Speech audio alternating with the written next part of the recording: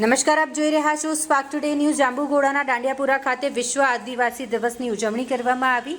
જાંબુઘોડા તાલુકાના દાંડિયાપુરાની રાજા રૂપસિંહ નાયક પ્રાથમિક શાળા ખાતે આયોજન કરવામાં આવ્યું હતું। આ પ્રસંગે જિલ્લા ભાજપ મહામંત્રી મયંકકુમાર દેસાઈ તેમજ અનેક ગામોના સરપંચો અને આગેવાનોએ રાજા રૂપસિંહ નાયકની પ્રતિમાને ફૂલહાર પહેરાવી શ્રદ્ધાંજલિ અર્પણ કરી હતી।